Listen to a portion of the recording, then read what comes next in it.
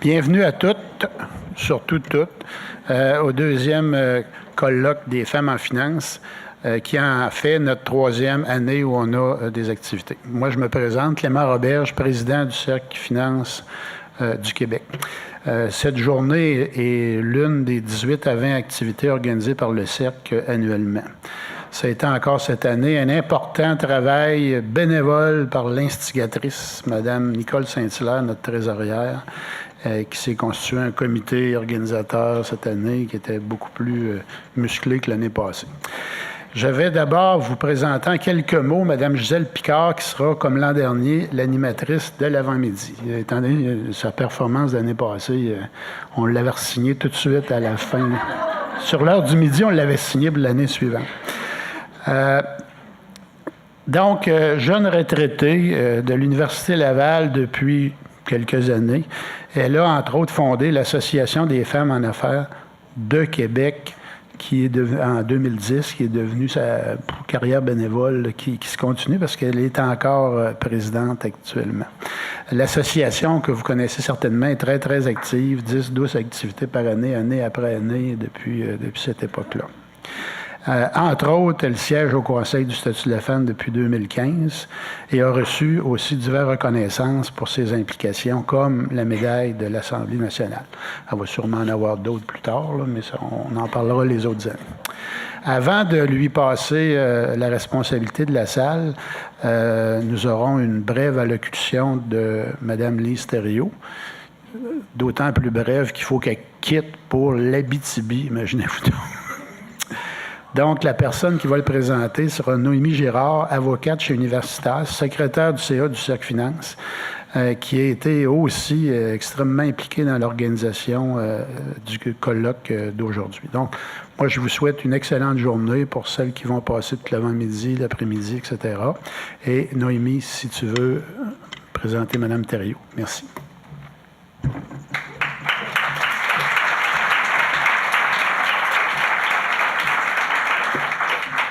Merci. Alors, bienvenue à toutes. Et j'espère vraiment que les conférences que nous vous proposons tout au long de la journée vont vous plaire, tant par leur contenu diversifié que par la grande qualité et le parcours très inspirant des intervenants et intervenantes invitées. J'ai le plaisir de vous présenter la toute première intervenante invitée de ce colloque, Mme Lise Thériault, qui occupe présentement le poste de vice-première ministre du Québec depuis 2014, en plus d'être ministre responsable des PME, de l'allègement réglementaire et du développement économique régional, ministre responsable de la condition féminine, ainsi que ministre responsable de la Naudière. Mme Thériault a occupé plusieurs fonctions ministérielles dans sa carrière, comme ministre de l'Immigration et des communautés culturelles, ministre déléguée aux services sociaux, ministre du Travail et ministre de la Sécurité publique. Alors, elle a vraiment une feuille de route très impressionnante. Et puis, avant de faire le saut en politique, Mme Thériault a œuvré auprès de plusieurs organisations économiques et communautaires. Elle a été éditrice et copropriétaire du journal des gens d'affaires et de l'Express d'Anjou. Mme Thériault a été membre du Réseau des femmes d'affaires du Québec et fondatrice du chapitre de l'Est de Montréal de cette même organisation. Elle a également été membre du conseil d'administration de la Chambre de commerce et de l'industrie de l'Est de l'île de Montréal et a participé à la création du Fonds des jeunes d'Anjou. Donc, je pense vraiment que Mme Thériault est la personne tout indiquée pour donner le coup d'envoi du colloque Femmes en finance pour sa deuxième édition. Alors, sur ce, accueillons Mme Lise Thériault.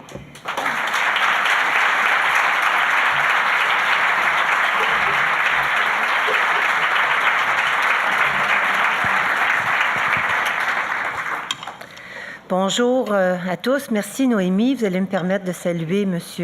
Clément Roberge, qui est, comme vous le savez, le président du Cercle Finance Québec. Mme Saint-Hilaire, évidemment, qui est la grande Manitou de notre journée, qui est administrateur et trésorière du Cercle Finance Québec. La présidente du Conseil du statut de la femme, qui est sous ma responsabilité, Mme Louise Cordeau. Également Anne Rouleau, qui est la directrice générale de Femmes Essor de la capitale nationale, puisque Femmes Essor est sous la responsabilité également de moi-même. Je vais saluer... J'ai beaucoup de responsabilités, hein?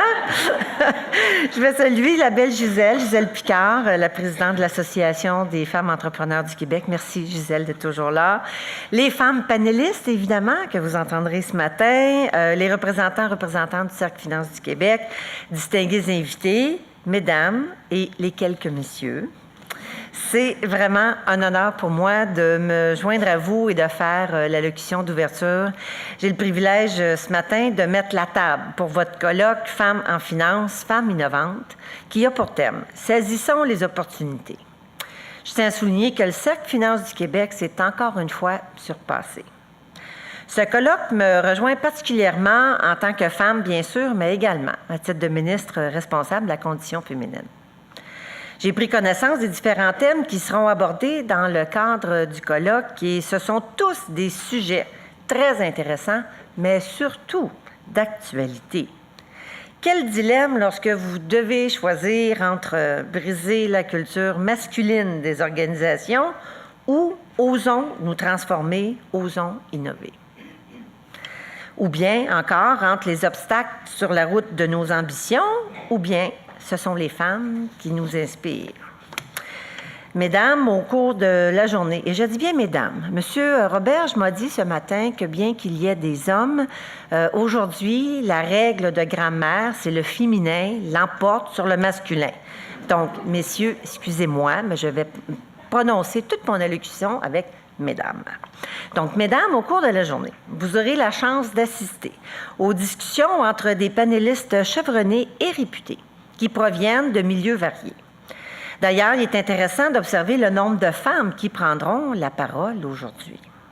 Non seulement le nombre, mais leur parcours et les qualités de ces femmes-là. Je suis confiante que vous saisirez ces opportunités qui s'offriront à vous pour poser des questions et ainsi vous inspirer de ces femmes qui partageront avec vous leurs expériences. En plus des panélistes, vous entendrez aussi ma collègue Dominique Anglade, la ministre de l'Économie, de la Science et de l'Innovation, ainsi que Mme Louise Courdeau, la présidente du Conseil du statut de la femme, qui s'adresseront à vous un peu plus tard. Ce sont deux femmes qui ont pris leur place dans un milieu à majorité masculine et elles seront certainement vous inspirer. J'en suis convaincue, je le sais, je travaille avec elles quotidiennement, sinon à toutes les semaines, autant avec Dominique qu'avec Louise. En plus des panélistes, non, c'est important, excusez-moi, d'avoir des journées comme aujourd'hui afin de contrer les obstacles que peuvent rencontrer les femmes sur leur chemin. Cela leur permettra certainement de saisir les opportunités qui se présenteront à elles dans le futur. Publié en 2016, le sondage FAA Léger sur l'ambition nous démontrait clairement la différence de vision entre les femmes et les hommes concernant les principaux défis de la réussite professionnelle des femmes. Celle-ci évoquait le manque d'opportunités en premier, suivi du manque de confiance en deuxième, tandis que les hommes pensent que ce sont les obligations familiales en premier et la culture corporative masculine en deuxième qui limitent la progression de leurs collègues féminines. Comme vous voyez, les hommes et les femmes posent un regard complètement différent face à ces enjeux. Lorsque nous faisons référence à la culture corporative masculine, nous pouvons penser notamment au domaine des TIC, technologie de l'information et des communications. En 2016, les prédictions de Deloitte nous apprenaient que l'inégalité de genre dans les TI a été reconnue comme étant un défi depuis 2005. C'est pas d'hier, ça fait déjà 12 ans qu'on en parle. Selon l'Association québécoise de technologie, les femmes représentent seulement 19 % de l'ensemble des travailleurs et ce qui est encore plus alarmant, on observe une baisse de 2 % depuis les 5 dernières années, considérant que les technologies de l'information et des communications, c'est quand même un domaine qui est présentement en plein essor. Mesdames, vous devez prendre la place qui vous revient. J'aimerais ajouter que l'éthique, c'est un secteur qui est très stratégique pour l'économie du Québec. L'éthique occupe une place prépondérante, notamment en termes d'établissement, d'emploi, d'investissement en recherche et développement. Ce secteur clé représentait en 2015 près de 7 400 entreprises et plus de 136 000 emplois au Québec, ainsi que des investissements annuels en recherche et développement de près de 1 milliard de dollars. Le secteur québécois d'éthique dispose d'atouts importants tels que des entreprises audacieuses et visionnaires. Elles font la renommée du Québec en plus de nous positionner parmi les chefs de file à l'échelle mondiale. Voilà donc de belles opportunités à saisir pour les femmes afin qu'elles osent se lancer dans des secteurs d'avenir comme celui-ci. Au cours des dernières décennies, de nombreuses avancées ont été réalisées en matière d'égalité. Mais il reste encore du chemin à parcourir. Je crois sincèrement que les opportunités sont là. Il faut y croire, les saisir et pourquoi ne pas les créer. Mesdames, nous devons nous faire confiance davantage. Un bel exemple où l'on doit être plus téméraire, c'est dans la négociation du salaire. C'est un fait, les femmes demandent la plupart du temps un montant beaucoup plus bas que celui des hommes pour avoir le poste convoité. Alors qu'elles ont des compétences et des expériences similaires à leurs collègues masculins, pourquoi ne pas demander le même salaire? Faites-vous confiance. C'est ce que j'ai répété à ma chef de cabinet qui me demandait un salaire beaucoup moindre, ce que les autres chefs de cabinet ont. Elle fait partie des 10 mieux payés. Je comprends, avec la quantité de responsabilités, c'est normal qu'elle ait, à compétence égale, le salaire égal des hommes. C'est vrai en politique, c'est vrai ailleurs aussi. De plus, mesdames, vous devez saisir les occasions qui se présentent à vous. Par exemple, lorsque quelqu'un vous propose de nouveaux défis, animer un panel, préparer un colloque, faire de la politique, s'impliquer dans un conseil d'administration ou dans d'autres milieux, évidemment, à dominance masculine, vous devez oser et saisir ces opportunités qui vous permettent d'acquérir de l'expérience. Et c'est ce que j'ai fait tout au long de ma carrière dans un monde presque exclusivement masculin. Je suis convaincue qu'avec un plus grand nombre de femmes à occuper des postes de haut niveau dans les milieux de travail traditionnellement masculins, peu importe le domaine, permettra à d'autres femmes de prendre la place qui leur revient. Rappelons que dans le contexte mondial actuel, tout évolue très vite et que nous devons nous adapter rapidement. Le Québec doit donc accélérer le rythme et en faire davantage pour soutenir la recherche et stimuler l'innovation. En ce sens, je suis fière des actions posées par notre gouvernement et ma collègue Dominique Anglade afin d'assurer une participation grandissante des femmes à l'édification d'une société québécoise encore plus innovante et prospère.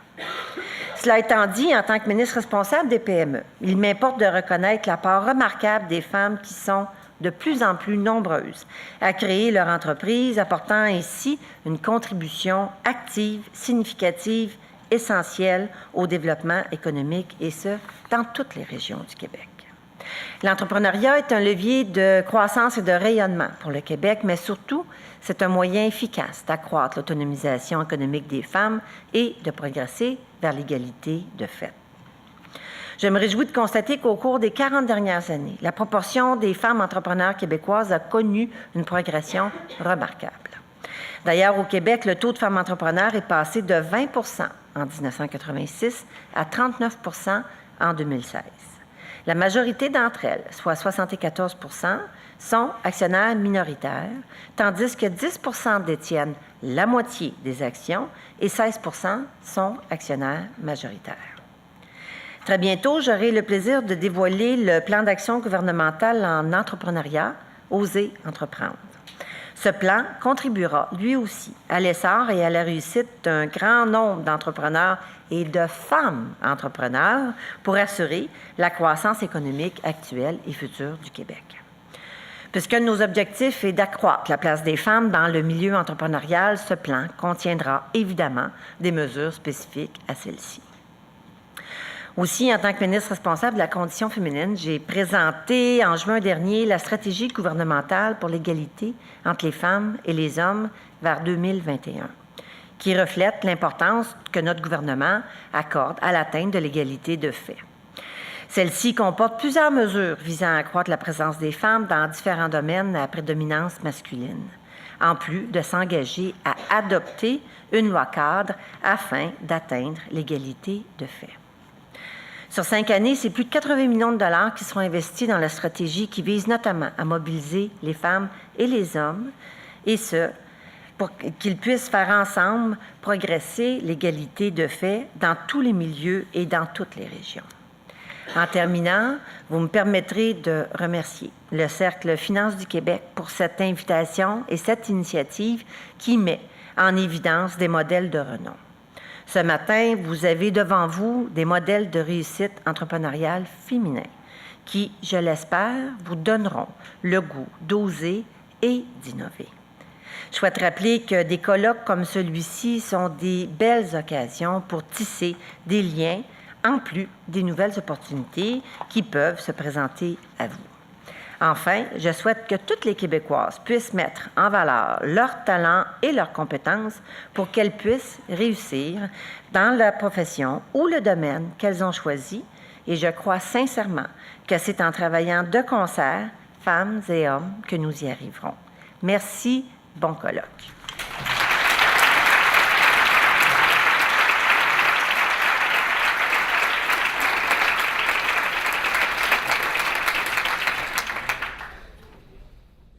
D'abord, j'ai à de nombreuses occasions pu constater à quel point Lise Thériault est une femme inspirante et une alliée pour les femmes. Et je tiens à le souligner. Merci, Lise, de tes propos. Pardon, Madame Thériault. C'est sorti naturellement. Je disais que c'est une alliée, presque une amie, hein, je pense, de toutes les femmes. Félicitations, Clément, pour tes propos, surtout pour ce que tu as dit me concernant. Sauf que la barre est haute, hein, alors oui, bon. Et surtout, félicitations à Nicole Saint-Hilaire pour sa vision. Ça fait 2 ans maintenant, hein, le deuxième gros colloque qu'elle organise. Et Mme Thériault a dit tout à l'heure qu'elle était la Manitou, mais moi, je pense que je dirais la manie toute. Hein? Parce qu'elle travaille fort et c'est vraiment une réussite. Alors, bonjour à toutes. Bon matin. Madame Thériault l'a dit, le préambule pour le thème du colloque nous apprend que dans le sondage L'effet A léger sur l'ambition, réalisé à l'automne 2016, les femmes québécoises ont mentionné que le principal obstacle à leur réussite professionnelle est le manque d'opportunités, en premier lieu, suivi du manque de confiance en soi. C'est cette information qui a inspiré effectivement le thème du colloque du Cercle Finances du Québec. Femmes en finance, femmes innovantes, saisissons les opportunités. Maintenant, qu'en est-il plus précisément, parce que la journée va porter sur différents thèmes, mais qu'en est-il plus précisément dans le secteur du numérique, qui est le thème du panel de ce matin? Le numérique fait partie de nos vies et de celle des entreprises. Je pense que ça, c'est acquis. Peu de données existent sur le sujet des femmes dans ce domaine. En voici toutefois quelques-unes qu'on a pu trouver. Selon le Conseil des technologies de l'information et des communications au Canada, 25% des femmes travaillent dans le domaine des TI. 25, il y a encore beaucoup de place. Un autre sondage réalisé par Technocompétences, qui est une entreprise de logiciels à Montréal, sur la place des femmes dans l'industrie des TI au Québec, dont les résultats ont été diffusés par Québec numérique en juin 2017, révèle que moins de 20% des finissants universitaires en informatique sont des femmes. Là encore, il y a de la place. Mais selon Québec numérique, l'avenir est prometteur. L'industrie des TI est jeune, dynamique, moderne et avant-gardiste. C'est toutes les femmes, ça. Jeune, dynamique, moderne et avant-gardiste. Des opportunités en vue? Eh bien, certainement. Juste quelques données que je considère intéressantes et encourageantes et tout à fait pertinentes.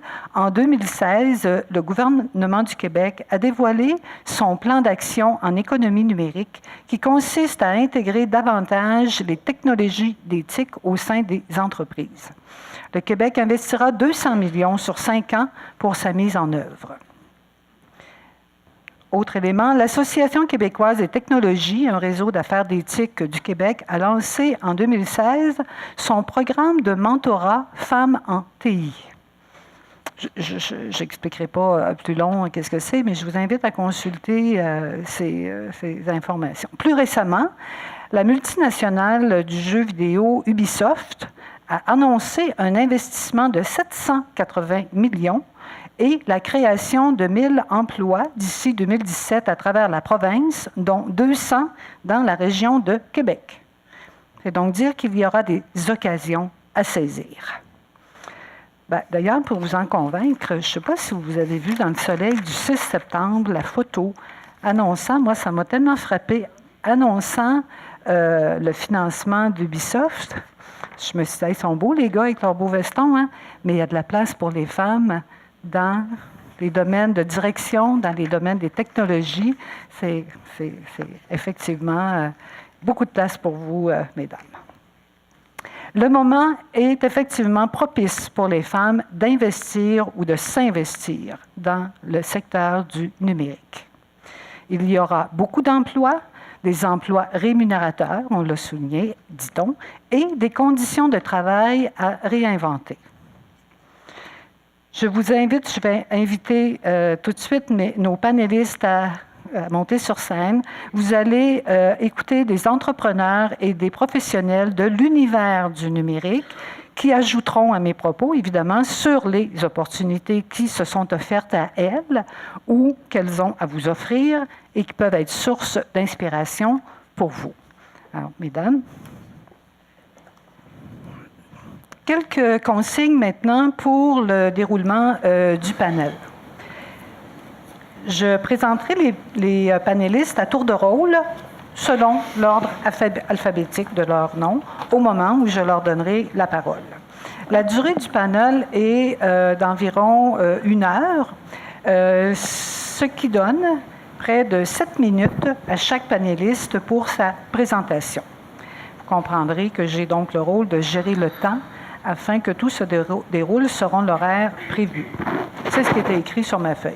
On a commencé en retard pour une question d'imbroglio un peu sur l'heure d'invitation au colloque. Toutefois, ça ne changera pas le déroulement de notre matinée. La matinée nous appartient, on a la salle pour nous, et l'activité qui suit, c'est le dîner, Nicole, à 11h30. Donc, notre temps ne sera pas coupé pour autant. Et ce qui suit le panel, mais c'est une partie de réseautage. Alors, on a tout le temps qu'il faut pour nous. Après le panel, les présentations de nos panélistes, nous visionnerons une courte vidéo de femmes dans le numérique. Et par la suite, vous aurez l'occasion de vous adresser aux panélistes parce qu'il y a une session de réseautage. Je suis accompagnée de Diane Charland, qui est la directrice générale de l'Association Femmes Entrepreneurs Québec. On a une petite table ici. Si vous voulez des renseignements sur l'association, ça nous fera plaisir de vous accueillir. Voilà. Alors, on commence avec notre première panéliste en ordre alphabétique. Comme l'année dernière, Claire était avec nous ici, alors elle a toujours, c'est elle qui met la table. Alors, Claire Bisson, elle est chef adjointe de l'investissement de la Fondation CSN pour la capitale nationale et l'Est du Québec. Détentrice d'un MBA, Claire Bisson a débuté sa carrière en entreprise dans le secteur des technologies de l'information. Elle œuvre maintenant et depuis une vingtaine d'années dans le domaine de l'investissement en entreprise sous forme de capital-action ou de quasi-équité. Actuellement, Elle est chef adjoint de l'investissement chez Fonds d'Action, un fonds de 1,7 milliard d'actifs nets dont la mission est de maintenir des emplois de qualité tout en contribuant à une économie plus performante, plus équitable et plus verte. Elle assume également la gestion et le développement du fonds Biomasse, Énergie et de Nu-Trésor, une approche adaptée au secteur de l'agroalimentaire durable. Claire, je vais à chacune poser une question qui, évidemment, est en lien avec ce que la personne fait, ce qu'elle a à vous dire. Pour un fonds tel que Fonds d'Action, comment le numérique peut représenter une opportunité pour les femmes? Merci. Fait que vous m'entendez bien? Alors, depuis que je suis tout petite, que je pense à changer de nom, parce que je suis toujours la première à casser la glace avec mon nom de famille. Mais c'est ça, j'assume. Hein, il faut assumer et saisir les opportunités. Alors, comme on l'expliquait, je travaille pour un fonds d'investissement de 1,7 milliard. On investit dans des entreprises, dans des PME au Québec, sous forme de capital action, de dettes convertibles, de débentures. Alors, on est continuellement à la recherche d'opportunités qui peuvent à la fois procurer un rendement à nos actionnaires. Nos actionnaires, c'est qui? C'est vous, les épargnants. Vous pouvez acheter des actions de fonds d'action, bénéficier d'un crédit d'impôt, puis nous, on retourne ça dans l'économie du Québec. Alors, donc, on doit vous procurer un rendement et aussi générer des retombées durables dans l'économie. Fait qu'on est toujours à la recherche d'opportunités, puis le numérique, c'est une opportunité qui nous intéresse. L'apport des technologies dans l'économie, puis notre ouverture à les considérer comme une opportunité, c'est pas nouveau chez Fonds d'Action.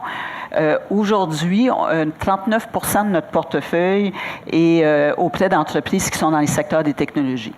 Alors, il y a eu des vagues, là, il y a eu des périodes dans l'investissement où c'était à la mode, ça l'était moins. Nous, on a été constants, puis on a une proportion de notre portefeuille qui est intéressante au niveau des technologies, là, dans le sens large. On est aussi, bien sûr, intéressés. On trouve que c'est une très belle opportunité de travailler avec des femmes entrepreneurs. D'ailleurs, j'aime à dire qu'on est le fonds d'investissement au Québec féminin parce que, ben moi, je suis une femme. Ma vis-à-vis à Montréal est une femme, ma boss est une femme.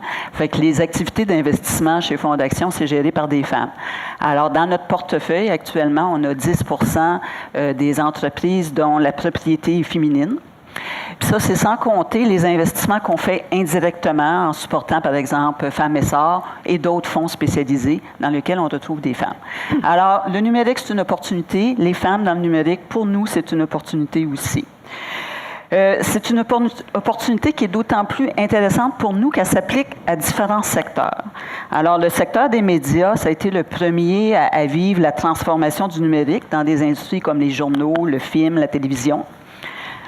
Mais maintenant, le numérique s'étend de plus en plus à d'autres secteurs d'activité. Il y a des systèmes intelligents, interconnectés, qui accompagnent les activités tout au long de la chaîne de valeur de différentes industries.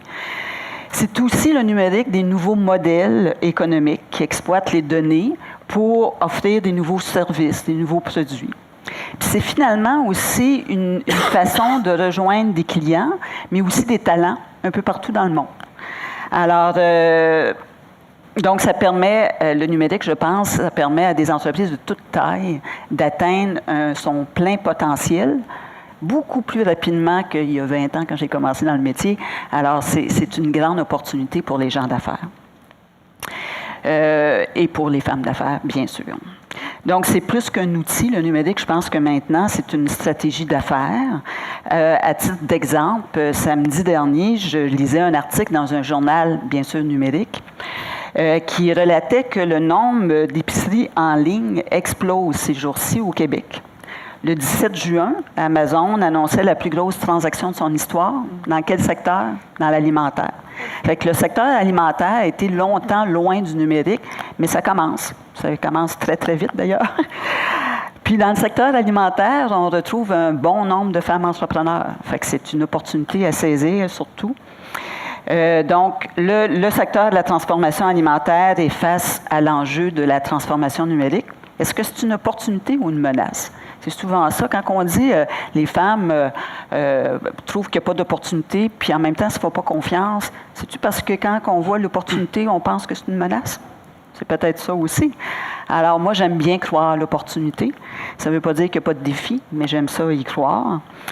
Puis, tout comme pour d'autres secteurs, le numérique impacte l'ensemble de la chaîne de valeur agroalimentaire, que ce soit l'optimisation de la plantation, de la récolte, le suivi en temps réel, puis l'action à distance pour corriger la transformation, pour le contrôle de la qualité, pour la traçabilité, pour le développement d'un réseau de distribution multicanal. Une bonne exploitation des données consommateurs donne à l'entreprise de multiples opportunités, anticiper les nouveaux besoins, innover, maîtriser sa réputation, gérer la fidélisation des clients. Ça offre aussi l'opportunité de se rapprocher de ses clients, de les connaître, mais aussi de les informer sur les valeurs nutritionnelles de leurs produits, sur l'origine, la qualité.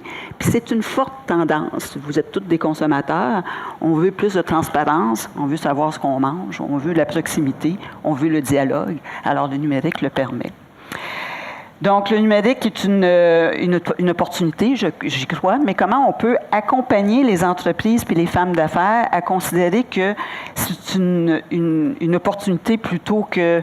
En fait, que l'opportunité est plus grande que le risque. En fait, chez Fonds d'Action, en ce qui concerne toujours mon exemple de transformation alimentaire, on a mis en place un programme qu'on a appelé Nutressor, qui est spécifiquement conçu pour le secteur agroalimentaire durable. Chez Fonds d'Action, on aime bien travailler des offres spécifiques pour certains secteurs, certaines clientèles, puis en lien avec des partenaires du marché.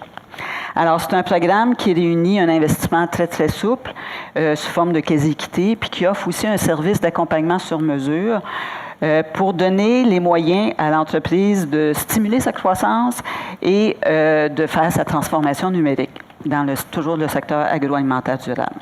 En conclusion, le numérique est très riche d'opportunités. C'est un secteur qui est en forte croissance.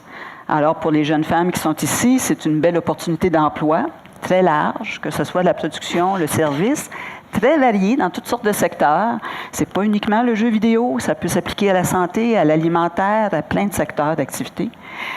Et pour la femme d'affaires, ben, je pense que c'est important de bien comprendre que le numérique, maintenant, c'est non seulement une opportunité, mais je dirais peut-être un incontournable pour votre positionnement d'entreprise, pour votre croissance d'entreprise. Puis une autre opportunité que vous avez, ben, c'est maintenant de connaître Fonds d'Action. Merci.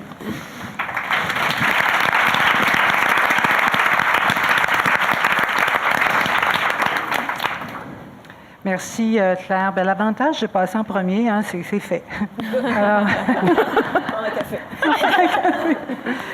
Notre deuxième intervenante, Karine Boisvert, elle est cofondatrice responsable des ateliers adultes chez Ladies Learning Code Québec.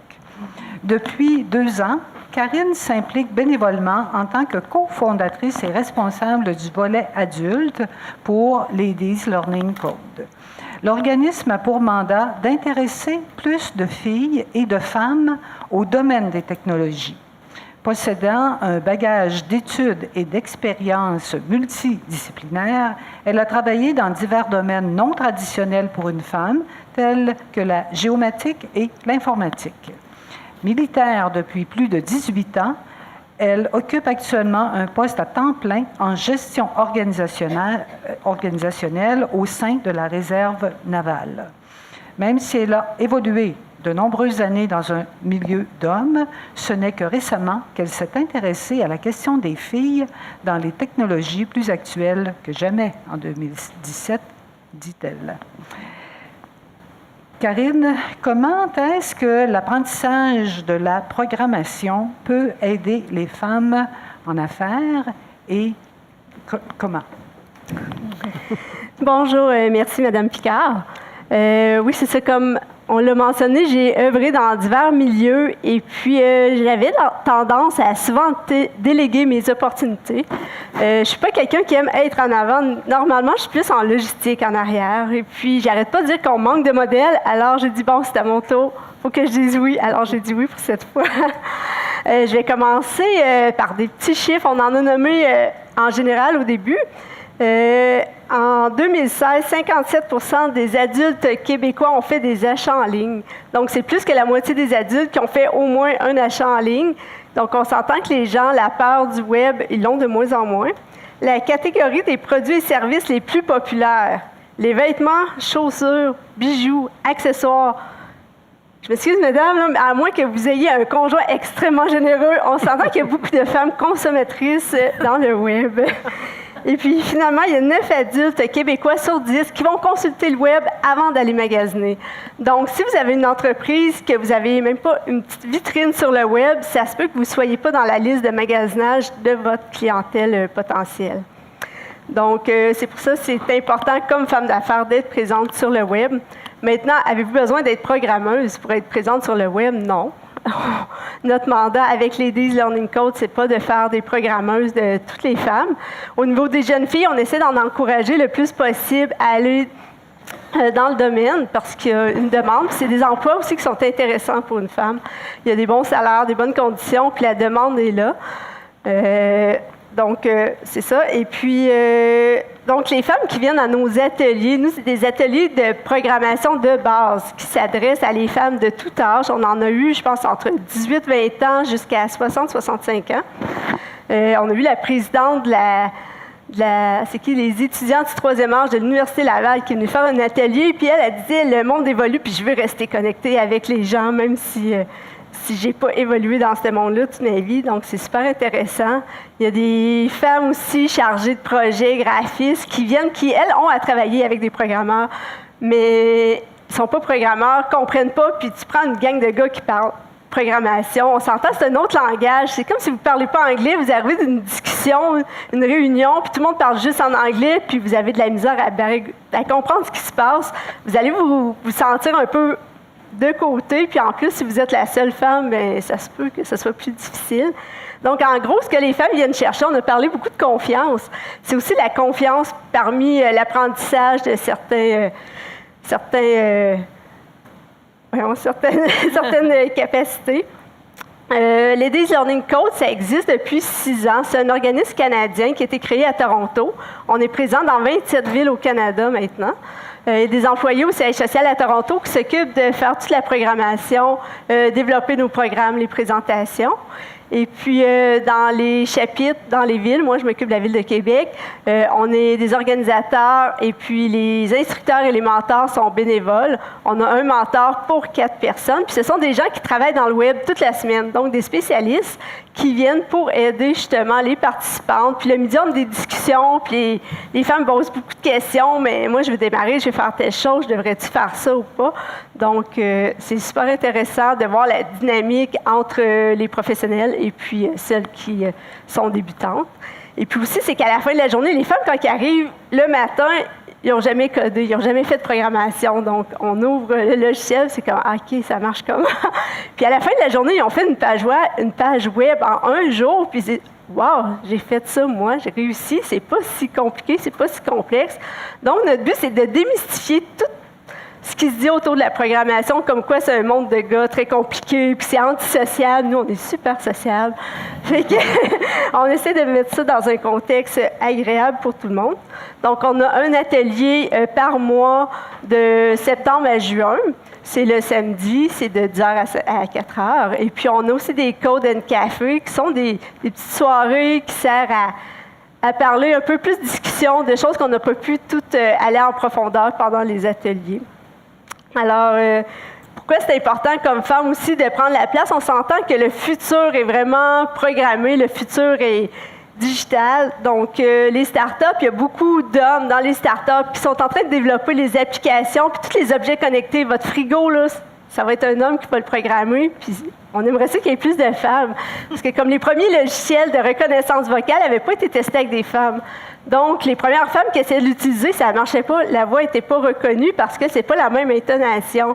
Donc, si on ne prend pas notre place dans tout ça, mais notre monde de demain, on va toujours être en retard ou il ne tiendra pas compte des besoins des femmes. Fait que c'est une des raisons pourquoi c'est important. Et puis aussi, nous, bien, si on essaie de faire la promotion pour que les femmes soient plus des créatrices du monde de demain, des créatrices du web et non seulement des consommatrices, parce que présentement, on est beaucoup consommatrices. Alors, C'est tout ce que j'avais à dire. Merci beaucoup.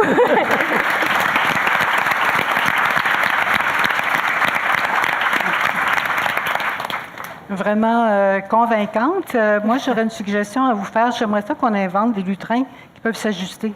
Oui. À la grandeur de chaque personne. Maintenant, on donne la parole à Sabrina Castonguay. Sabrina, elle est présidente fondatrice de Trouve un stage. Jeune entrepreneure passionnée, militante pour une meilleure adéquation formation-emploi au Québec.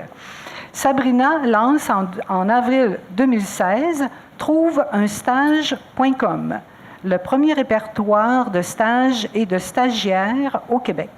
C'est après la recherche pour ses propres stages qu'elle s'est questionnée sur le processus de recherche de stages au Québec.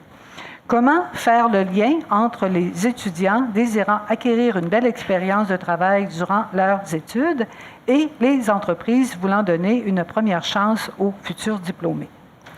Pendant plus de 4 ans, elle a travaillé à l'élaboration d'une solution unique au Québec pour faciliter la communication et le partage de renseignements entre les entreprises, les étudiants et les institutions scolaires. Sabrina, en quoi trouve un stage peut s'avérer une opportunité pour les femmes entrepreneurs intéressées à se lancer dans le numérique? Entrepreneurs ou professionnels? Oui, merci. En fait, bon matin à tous. L'opportunité ne se trouve pas nécessairement dans trouveunstage.com, mais bien dans l'histoire entourant mon parcours entrepreneurial. Je suis une jeune entrepreneure et maman de 26 ans. Et effectivement, quand moi j'ai terminé mes études, j'ai eu tout un questionnement sur le processus de stage. Et pendant quelques années, cette petite idée-là a germé chez moi. Puis, j'ai toujours continué à travailler un peu sur ce projet-là, à me questionner, à ouvrir des portes. Puis, en 2014, j'ai eu l'excellente nouvelle que j'allais être une maman. Et ça m'a permis de me consacrer à ce projet-là à 100%. C'est aussi une opportunité pour nous, les femmes, justement, ce moment-là finalement, on est un petit peu en attente, on a des choses à préparer, mais cette attente-là, puis comme le web est très accessible, on fait ça de la maison, j'ai pu m'enrichir sur justement le web, je me suis préparée finalement pour cette entreprise-là et j'ai appris beaucoup, j'ai suivi des cours, j'ai développé mon plan d'affaires pendant toute cette période-là. L'emploi pour lequel j'étais a fait en sorte que j'ai été arrêtée rapidement. Donc, mon congé de grossesse était assez long, mais ça m'a permis justement de développer ce projet-là. Puis, au début, quand le jeune bébé, il dort souvent et tout, donc moi, j'aimais vraiment... C'est ça, donc il y a vraiment des périodes où j'ai profité de ce congé-là pour développer mon entreprise. Puis, je peux travailler de la maison, donc même... plus tard, ce qui faisait en sorte que je pouvais rester vraiment avec mon fils, puis travailler de soir, quand il est couché ou pendant la sieste. Donc, tous les moments que j'avais avec lui étaient vraiment avec lui, puis je profitais vraiment d'un horaire variable à ce niveau-là.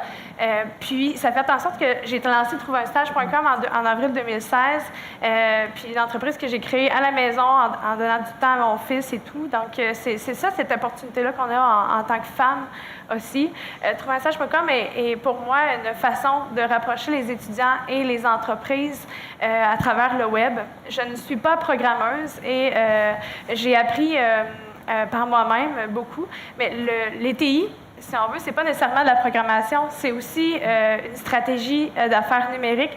C'est du marketing numérique, tout est tout autour de la plateforme. Je le fais bien, puis j'ai des programmeurs qui ont conçu la plateforme. Je me souviens, la première journée que je suis arrivée chez AutoWeb, je suis arrivée avec mon site web papier, des dessins à main levée de l'arborescence que je voyais pour la plateforme que j'imaginais depuis maintenant 4 ans. Puis avec eux, on a conçu une plateforme simple, efficace, intuitive pour mettre en relation les entreprises et les étudiants. Donc, souvent, c'est parti d'un besoin, d'un intérêt que j'avais, d'une passion, puis même d'une mission. Et j'ai transformé tout ça en une plateforme web avec une équipe de programmeurs. J'ai appris leur langage, souvent c'est ça. C'est le langage. J'ai appris beaucoup dans les dernières années, mais j'étais pas vouée à la base à travailler dans les TI, mais cette expérience de vie-là, toute ma vie, je vais en être reconnaissante parce que j'ai l'impression que ce monde-là est illimité. Il y a des opportunités à chaque jour. C'est très, très riche, là, le domaine des TI. Donc, je vous invite fortement à en connaître davantage sur ce monde-là.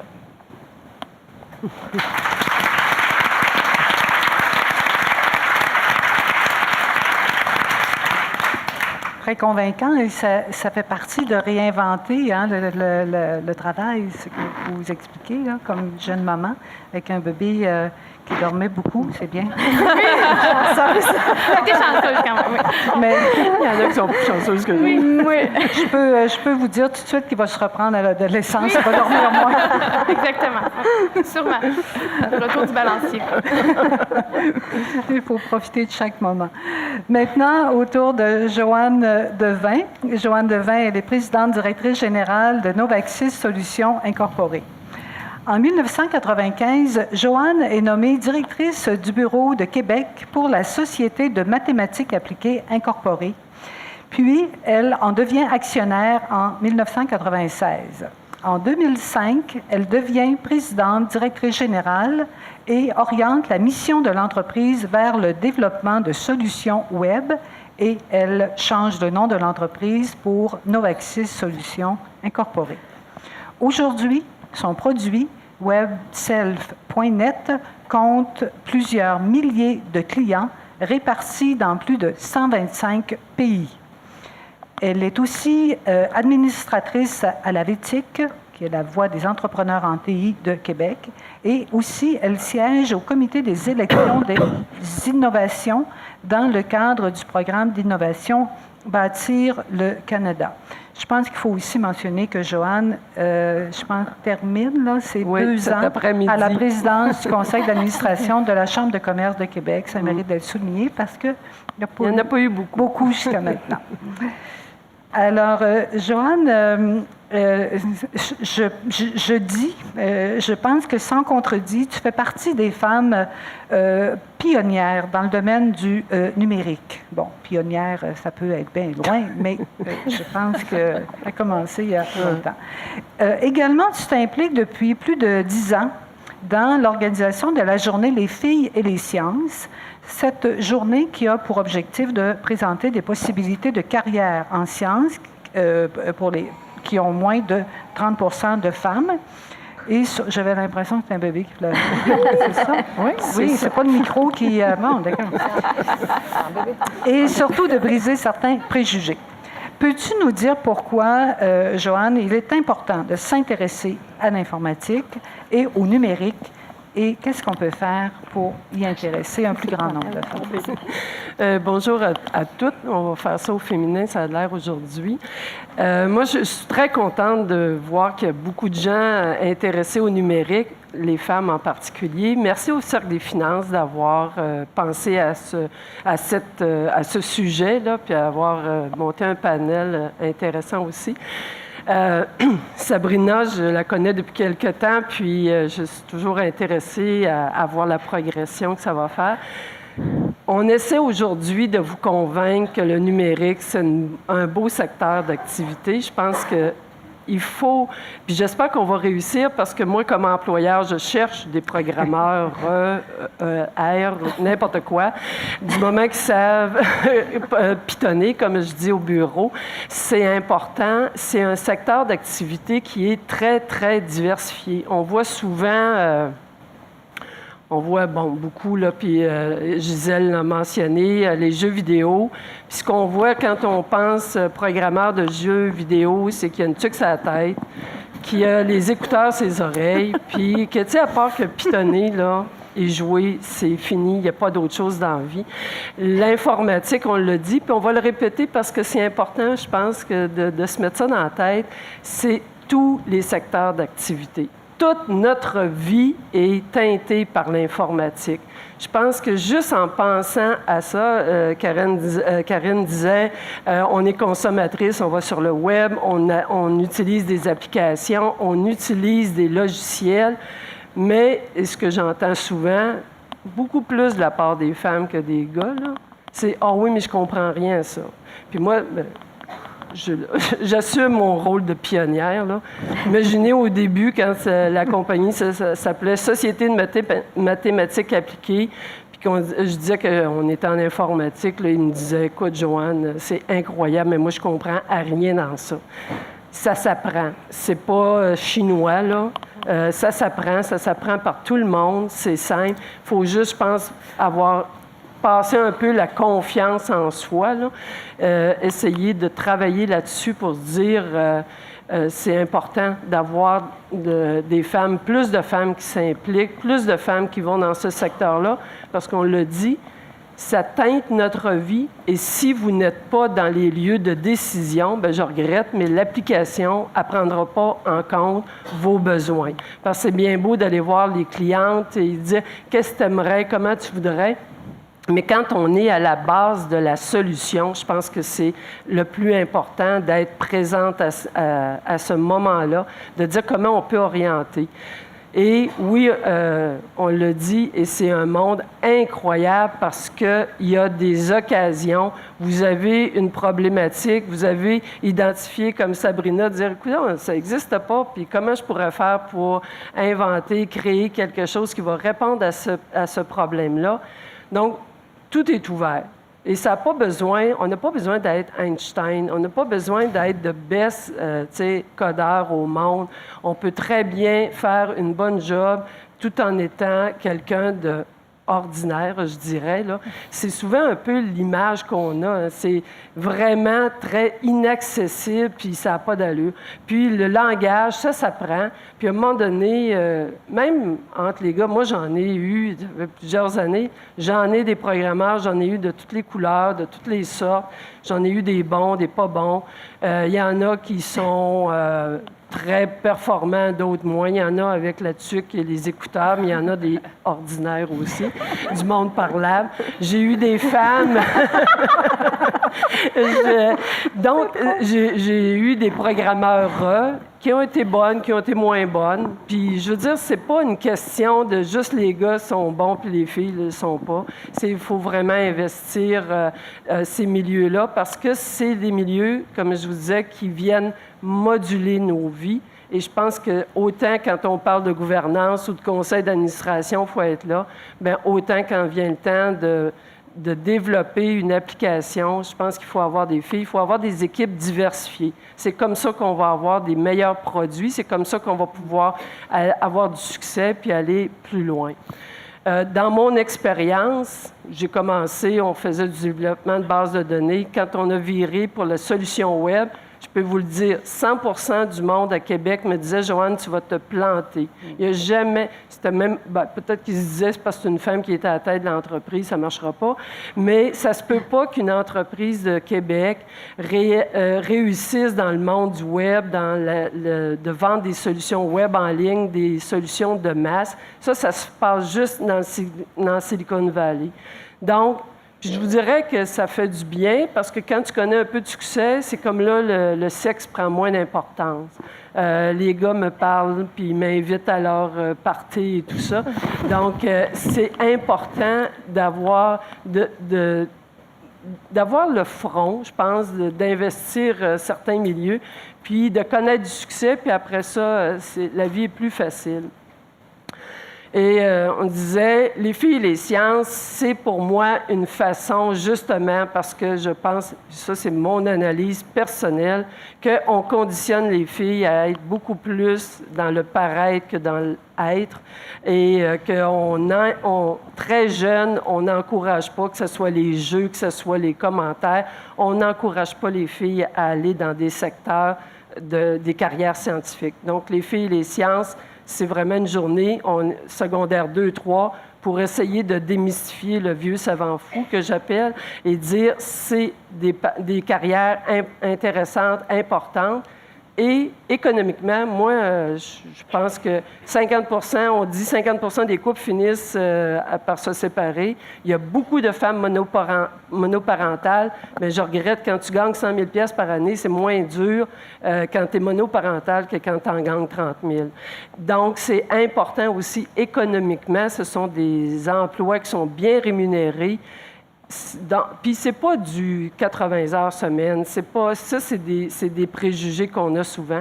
Donc c'est un peu pour ça. Et je trouve important aussi comme femme de me mettre sur la place publique. Je suis contente que tu le réalises parce qu'il faut montrer des modèles différents, diversifiés. Il faut vous intéresser puis vous convaincre que c'est un beau secteur d'activité. Merci.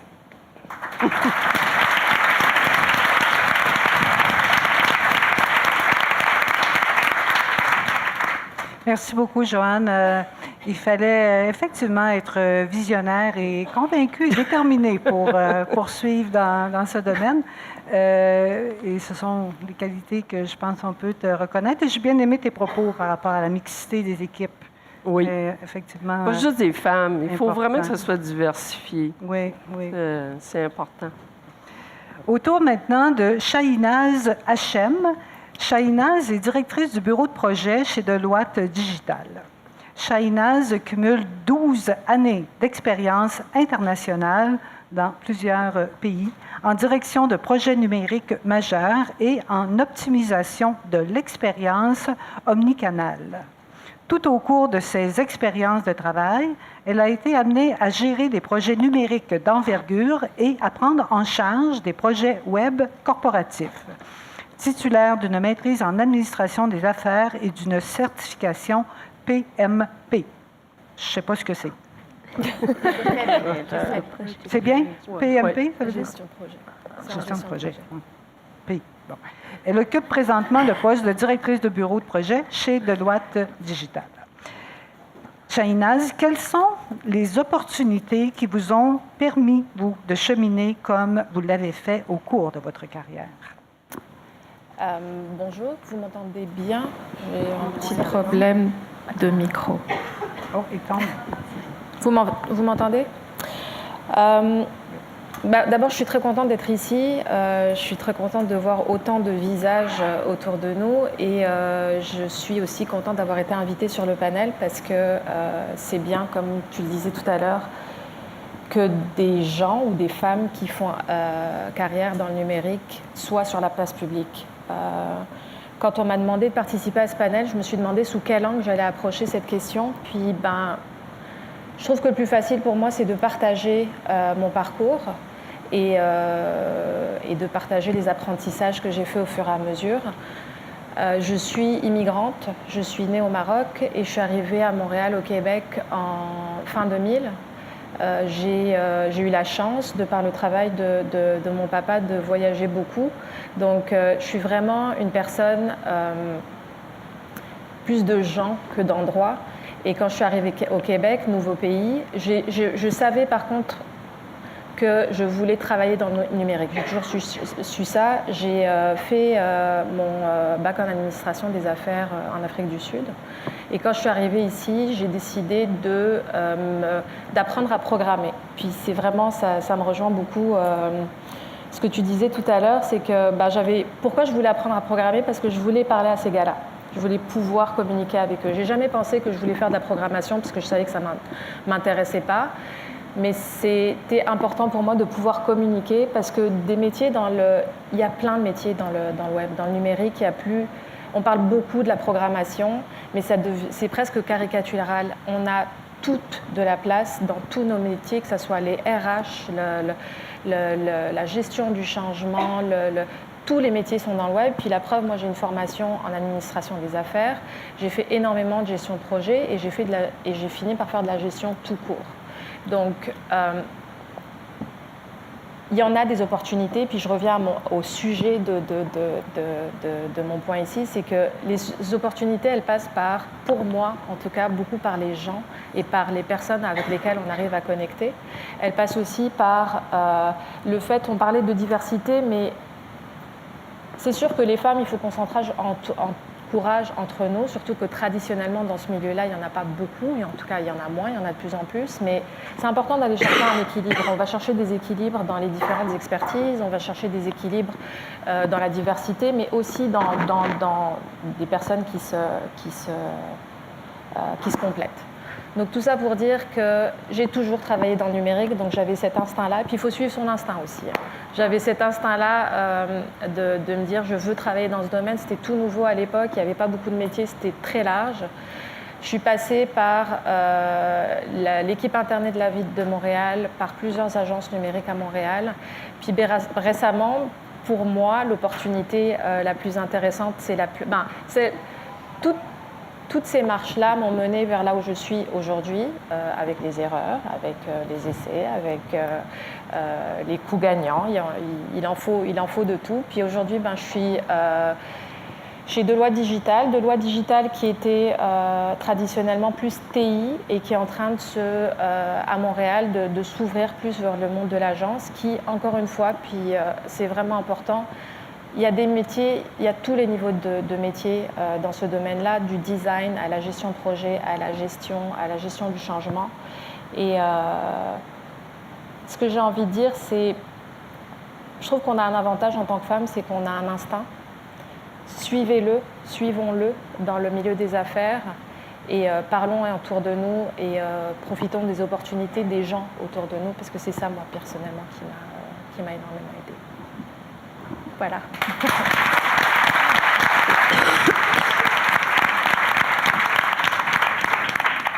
Merci beaucoup, Shaina. Je ne sais pas si vous l'avez remarqué, mais on a un petit bébé avec nous. Oui. Et je pense qu'il s'intéresse beaucoup à vos propos parce qu'il s'est réveillé au moment à peu près où on a commencé le panel. Alors, ça va bien.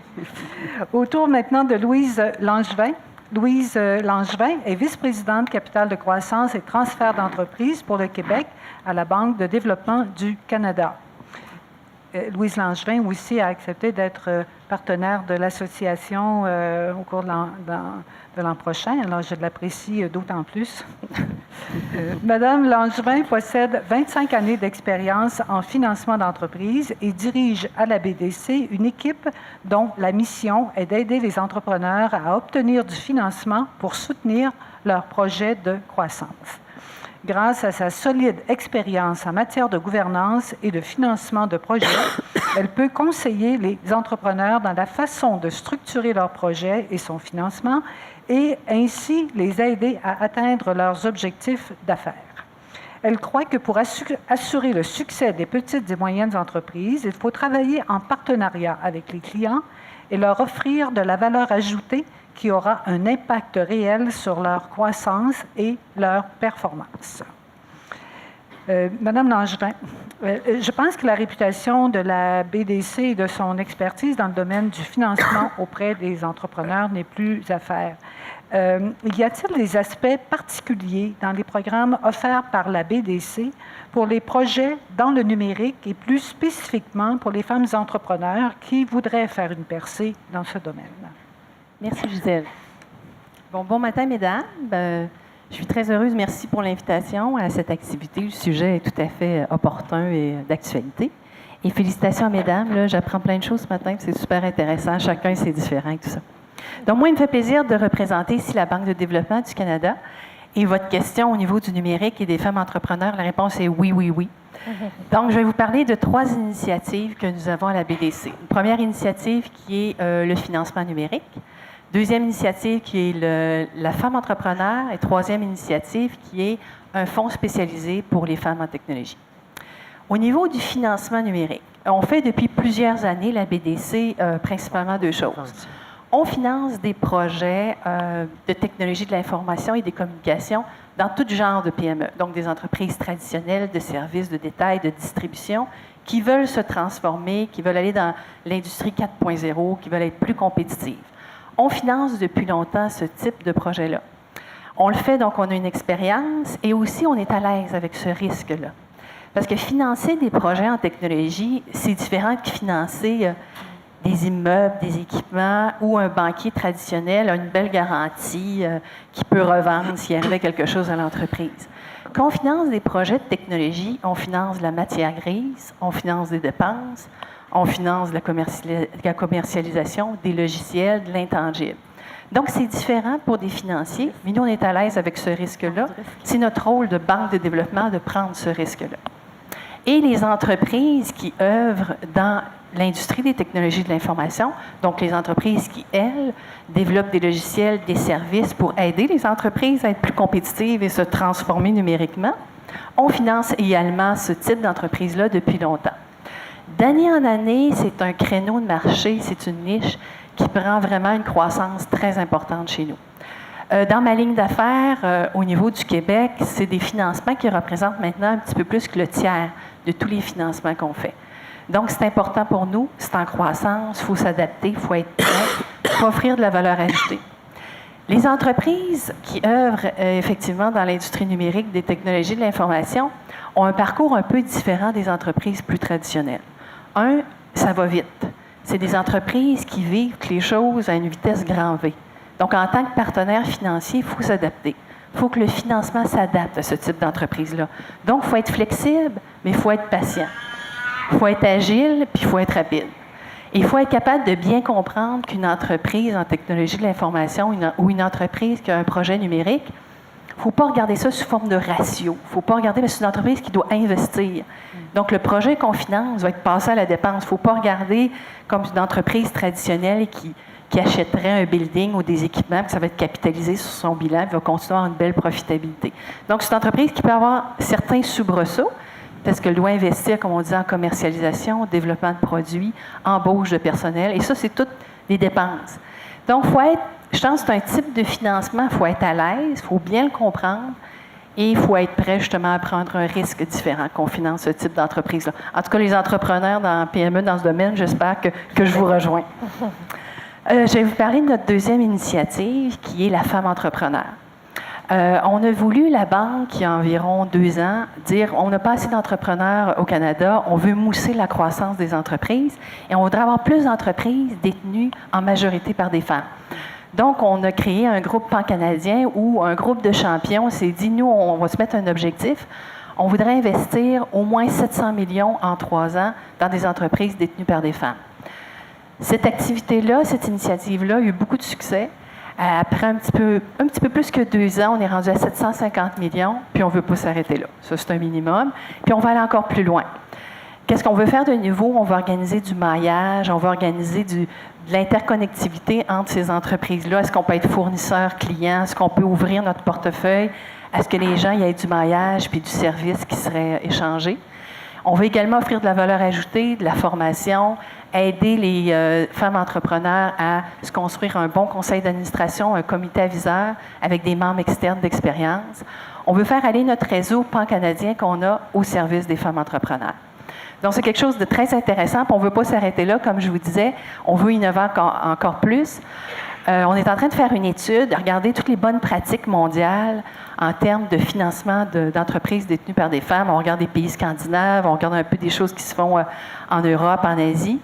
Donc, c'est une étude qui est en cours. On a même engagé une firme reconnue internationalement qui nous aide dans cette démarche-là parce qu'en tant que Banque de développement canadien, on a une bonne visibilité canadienne, pan-canadien. On veut voir qu'est-ce qui se fait de mieux dans le monde, puis essayer d'amener ça au Canada. Donc, c'est quelque chose également qu'on va mettre au service qui va être en ligne sur notre site. Si ça vous intéresse d'aller voir, on a plein de contenus. C'est une recherche qui va être, je pense, d'ici quelques semaines, devrait être en ligne sur notre site. Donc, n'hésitez pas. Là, je vois que le temps avance, donc je vais aller très brièvement sur notre dernière initiative, qui est la création d'un fonds pour les femmes en technologie. On a annoncé il y a quelques mois la création d'un fonds spécialisé de 50 millions qu'on veut déployer dans les prochaines années pour faire de l'investissement en capital action, donc devenir actionnaire minoritaire d'entreprises détenues par des femmes en technologie. Donc, c'est quelque chose, une nouvelle initiative. Je ne peux pas vous dire exactement les retombées. On a fait quelques nouveaux financements, des nouveaux investissements, mais c'est quelque chose qu'on veut poursuivre et peut-être faire croître au cours des prochaines années. Donc, je vais conclure parce que le temps avance vite. Donc, en tant que Banque de développement, nous, il faut saisir des opportunités. La technologie, le numérique, c'est quelque chose en croissance. La femme entrepreneur, c'est en croissance. Nous, en tant qu'institution, on est là pour vous supporter. On est là, puis je pense qu'on joue notre rôle de façon active et positive. Puis si vous avez des commentaires, des suggestions, des besoins, des idées, moi, mon nom, je suis sur le site. Vous voyez mon titre, là, c'est pas compliqué. C'est louise.langevin@commercial.bdc.ca. Vous pouvez me rejoindre, des idées, on en veut, parce que je pense que ça vient de notre clientèle, ça vient des femmes, ça vient des entrepreneurs, où on peut ajuster nos produits puis nos services en conséquence. Merci.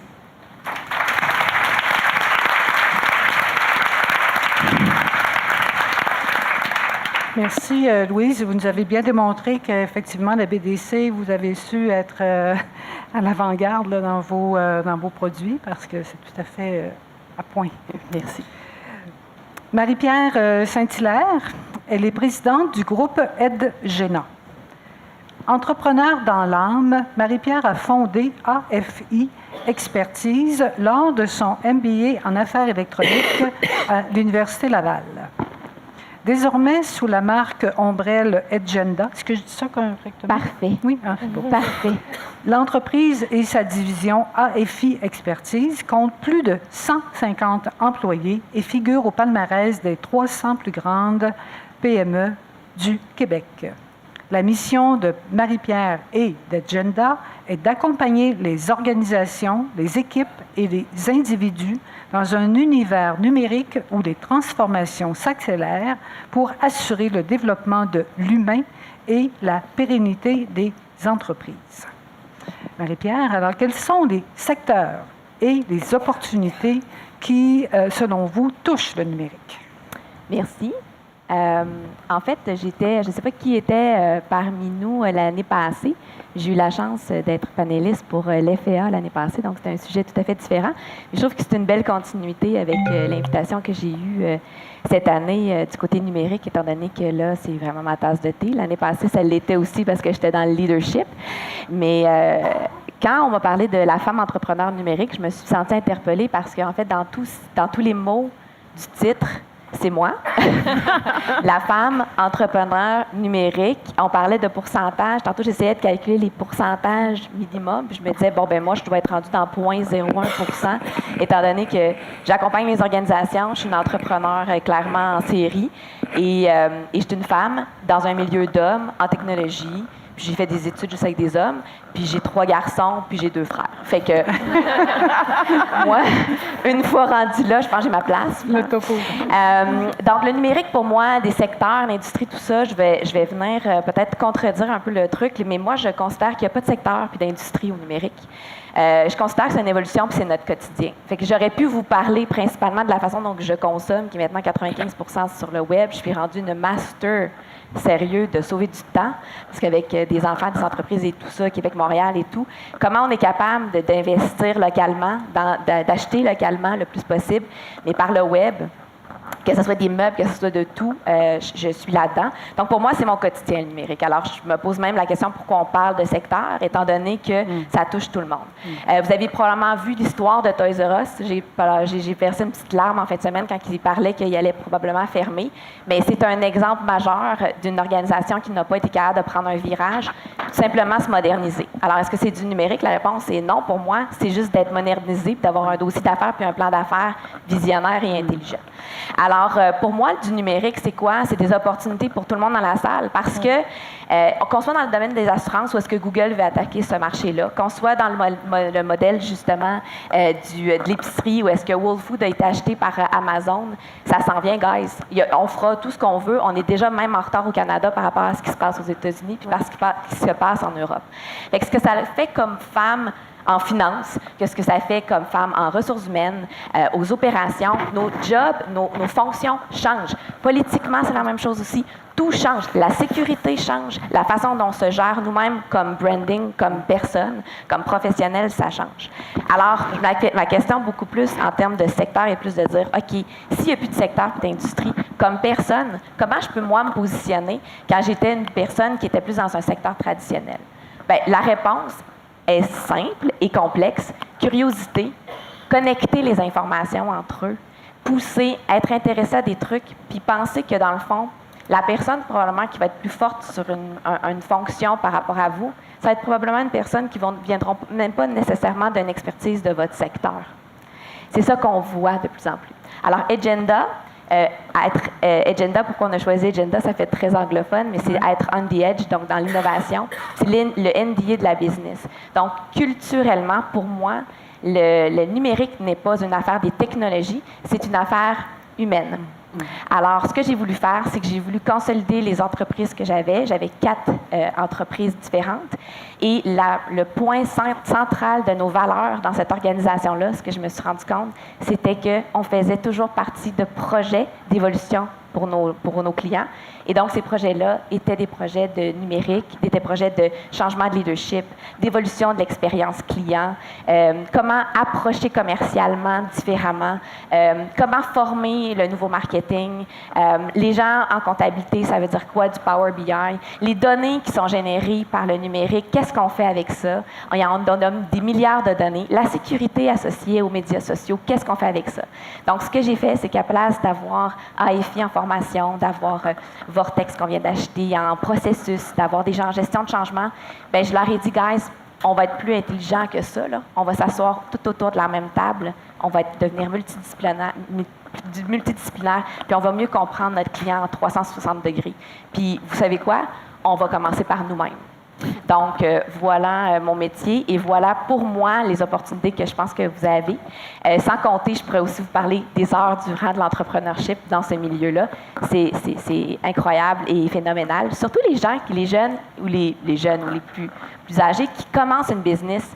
Ma business, je ne l'aurais pas commencé pareil si j'avais eu autant d'opportunités technologiques et humaines qu'en ce moment. En ce moment, ce que je dois faire, c'est de travailler avec un patrimoine qui existe déjà dans mon organisation, doubler, tripler cette business-là tout en maintenant mes valeurs. Donc, la complexité est encore plus grande. Et c'est ce qu'on vit dans la plupart de nos clients parce que chaque entreprise a un patrimoine exceptionnel, mais ne faisons donc pas comme Kodak qui a été remplacé par les iPhones. Ouais. Soyons plus intelligents en amont.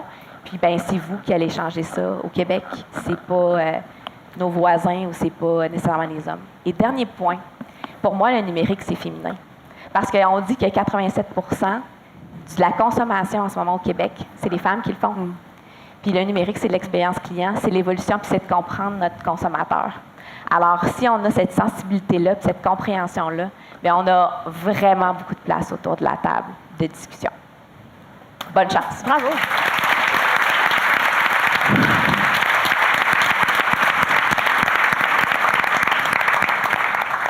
Mes premiers mots, quand je vous ai présenté, Marie-Pierre, c'est entrepreneur dans l'âme.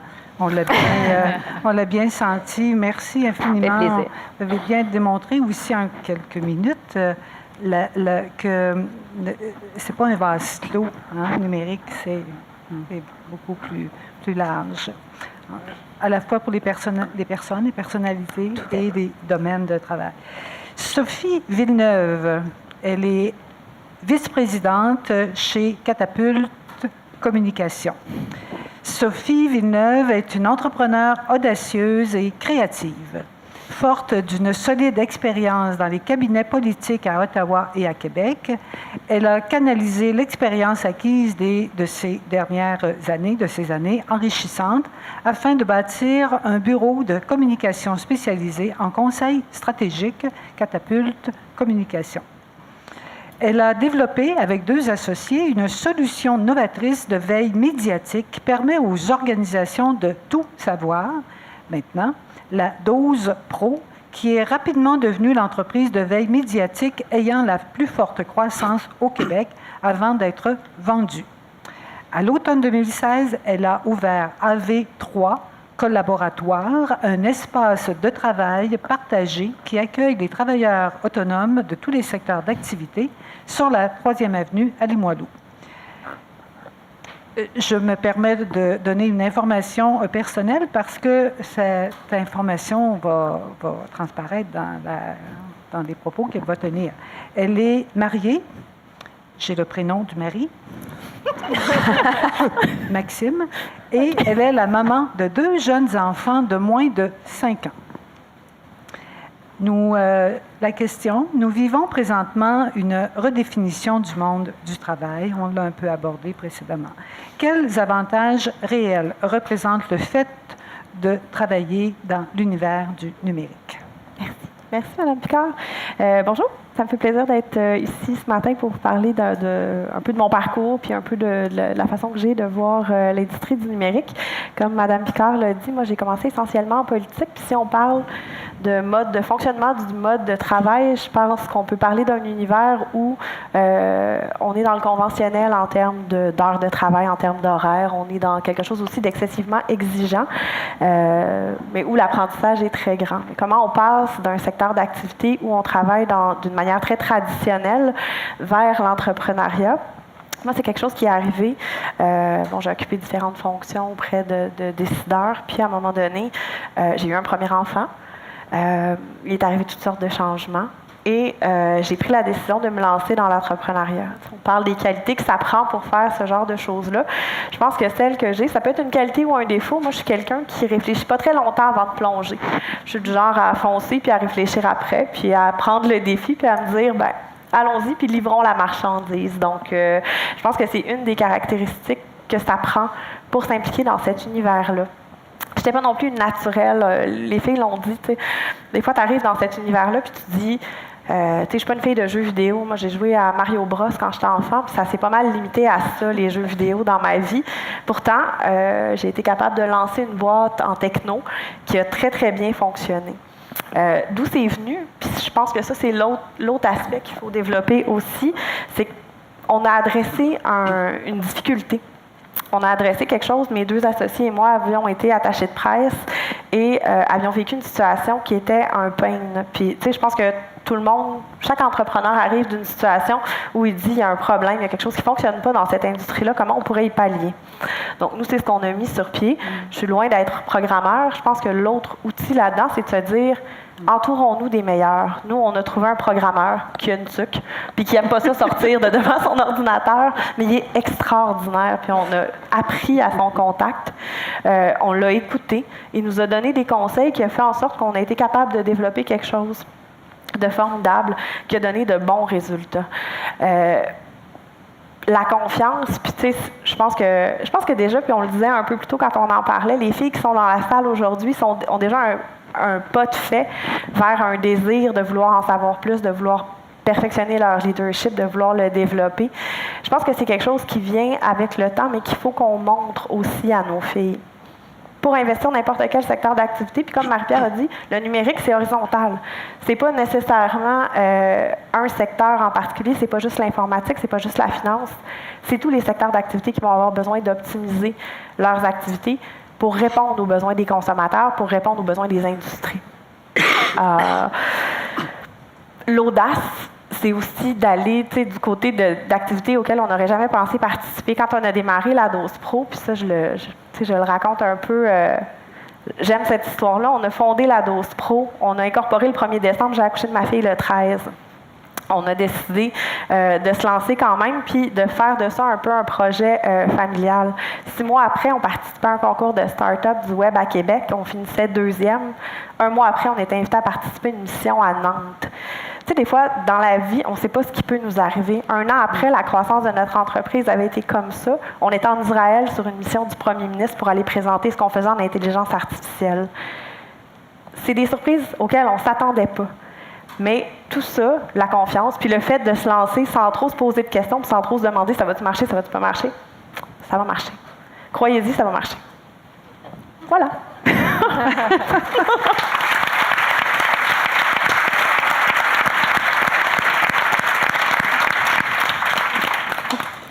Je pense qu'on ne pouvait pas avoir un meilleur mot pour la fin. Hein?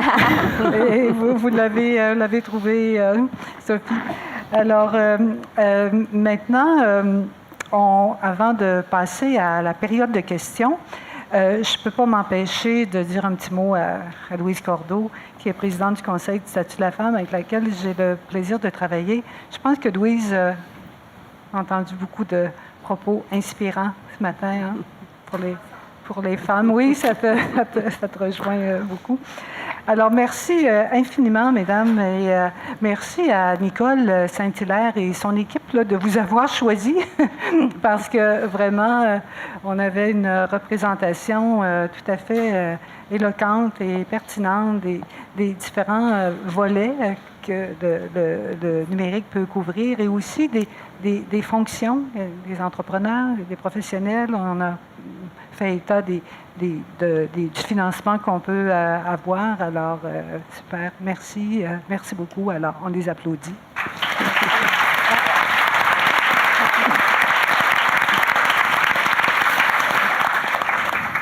On a rattrapé la demi-heure de retard. C'est super. On a du temps un peu pour des questions.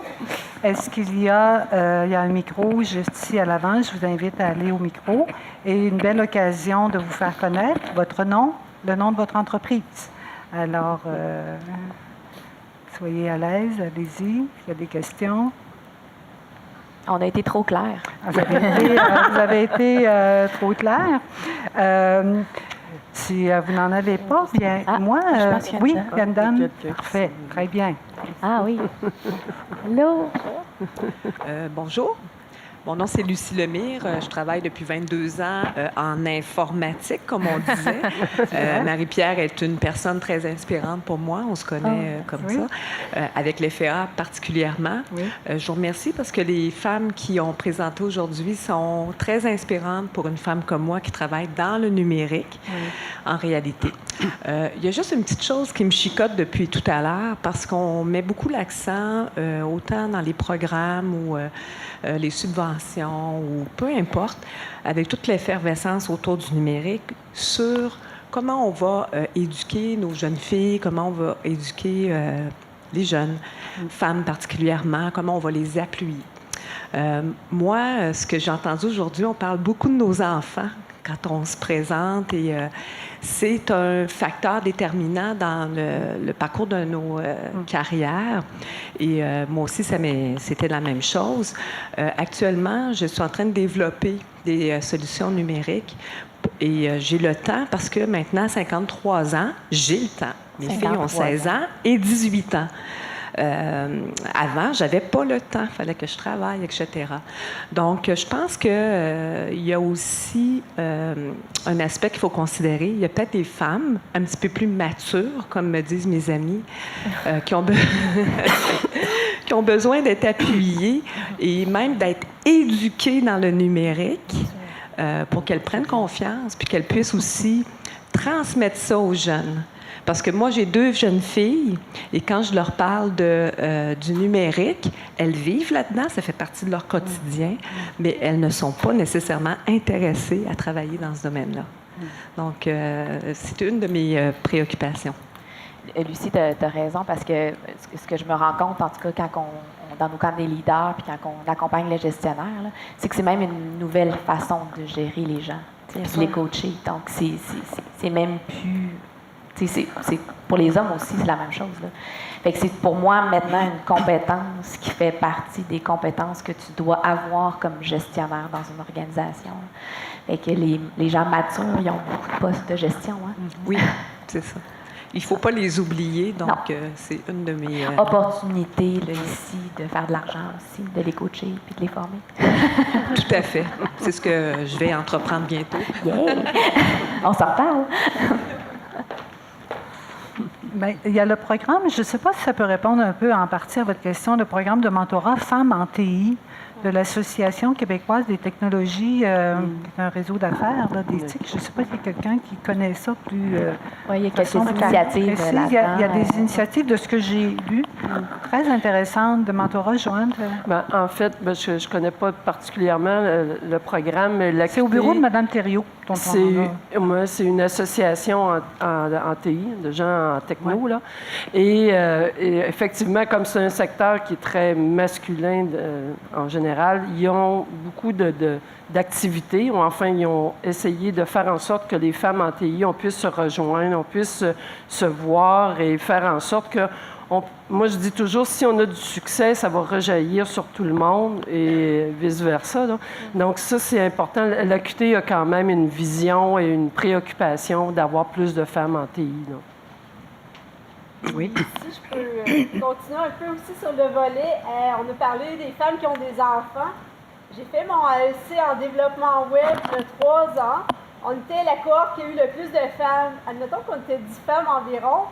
Sur les 10, je pense qu'on était 6 qui revenaient d'un congé de maternité ou qui avaient un enfant de moins de 2 ans. Donc, il y a beaucoup de femmes aussi en congé de maternité qui vont se remettre en question et puis qui vont faire un peu le changement de carrière ou avoir une seconde corde à leur arc, si on veut. Et puis aussi avec les enfants, il y en a qui travaillent dans des domaines qui sont très exigeants avec des horaires de jour, de nuit. Donc, les gens veulent avoir des choses plus stables, puis aussi des emplois plus payants. C'est la flexibilité aussi, je pense. On le disait tantôt, comment on redéfinit le monde du travail. De vendre ça aux filles. Moi, il n'y a pas une fille autour de moi, puis je suis entourée de filles qui sont un peu dans la même réalité, là, jeunes, mères. On court toutes après notre temps. Là. On est toutes pris dans la même situation. On court du matin au soir. De pouvoir s'offrir la flexibilité de monter nos projets nous-mêmes, de les mener à terme selon un échéancier qui nous convient puis qui convient à notre style de vie, c'est quelque chose qui fait toute la différence du monde. Fait que comment convaincre les femmes que cette industrie-là est faite pour elles? Moi, je pense que cet argument-là en est un très bon. Très d'accord avec toi. Pardon? J'ai pas entendu votre commentaire. Je suis juste très d'accord. Je trouve que c'est vraiment le plus-value dans tout ça. C'est de se donner un espèce de contrôle sur son emploi du temps. Quelque chose aussi qui serait intéressant, c'est que même entre nous, des fois, on n'ose pas. J'ai 2 jeunes enfants. Dimanche, on avait notre soirée d'appréciation des mentors. Je ne sais pas si vous m'entendez bien. Oui. Oui, on ne sait pas. On avait une soirée d'appréciation des mentors. Et puis j'ai emmené mes enfants avec moi, puis j'ai dit au monde, emmenez vos enfants, empêchez-vous pas. Puis j'ai quand même entendu des femmes qui ne sont pas venues à cause qu'il n'y avait pas de gardienne. Fait que je dis, dans nos ateliers, des fois, il y en a qui disent j'aurais voulu y aller, j'ai pas de gardienne, des choses comme ça. Fait que c'est d'ouvrir peut-être le monde, de rendre plus accessible aux femmes qui ont des jeunes enfants. C'est sûr que c'est pas accessible partout. On peut dire qu'il y a des places où ça n'a pas lieu, mais quand ça a lieu, les enfants, moi, ils regardent ce que je fais, puis on a aussi des modèles pour les autres. Fait qu'ils regardent ce qu'on fait. Moi, mon père est entrepreneur, puis j'ai grandi un peu dans son entreprise, fait que ça fait des modèles pour plus tard. Absolument. Merci. Vos commentaires, madame. Je ne sais pas si ça répond en partie à votre préoccupation ou votre question. Est-ce qu'il y a d'autres questions? Oui?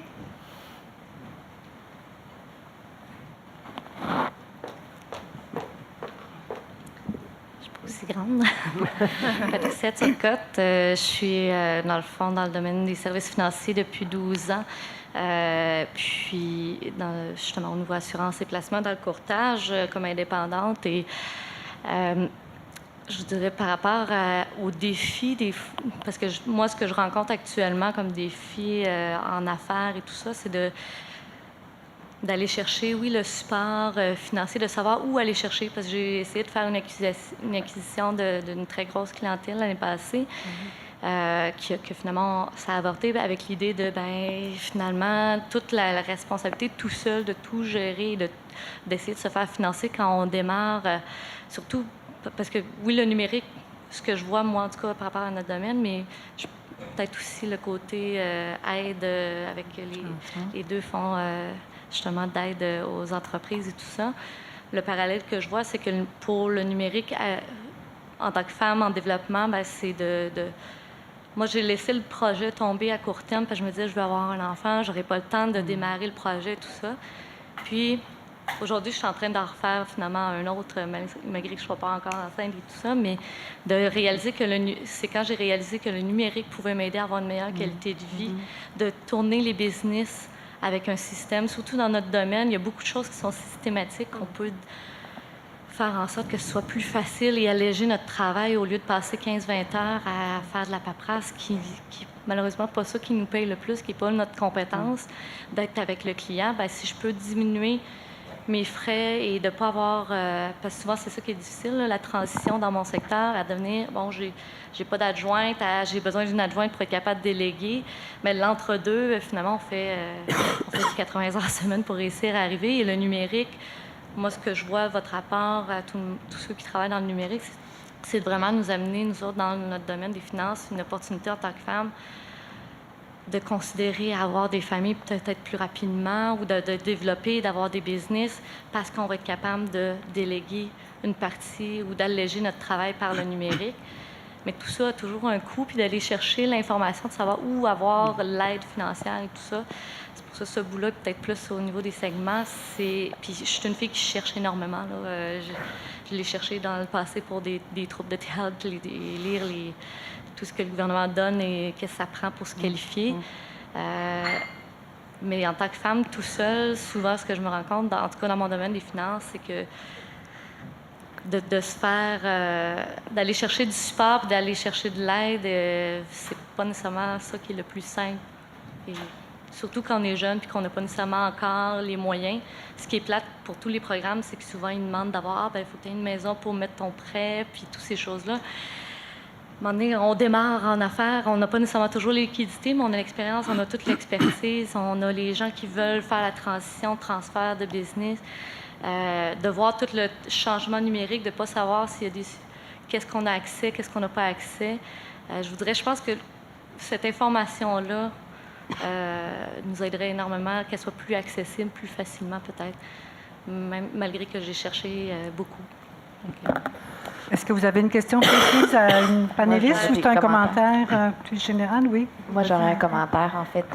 Bienvenue dans le monde de l'entrepreneurship. Oui, des fois, je me dis, c'est le bout. Tu n'es pas toute seule, là. C'est vraiment comme ça. Puis j'avais eu la chance d'être dans une table ronde avec le gouvernement du Québec puis le fédéral pour aider à consolider tous les programmes qui pourraient exister. Il y en avait 12 300, je pense, quelque chose comme ça, au fédéral et au provincial, incluant tous les secteurs, bien évidemment.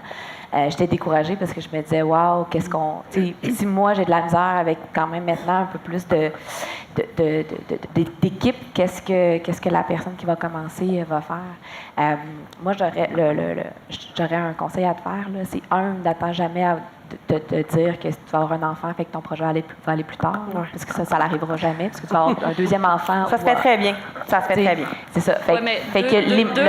En développement d'entreprise dans le couple, ça peut être des fois plus difficile. C'est très difficile. Un des deux qui... On se comprend, mais tout le temps, un des deux qui... Mais c'est un choix. C'est un choix de famille. C'est un choix... J'en parlais d'ailleurs hier à mon conjoint qui travaille dans ma business. Il est chef des technologies. Puis je lui expliquais. Moi, j'ai embauché dernièrement un directeur général. Donc, il n'y a personne qui relève de moi directement. C'est moi qui fais le développement beaucoup de l'entreprise, puis tout ça, puis l'offre et tout. J'en ai plein mes culottes. Et lui, il s'est mis en dessous du DG pour pouvoir être dans ses troupes pour livrer.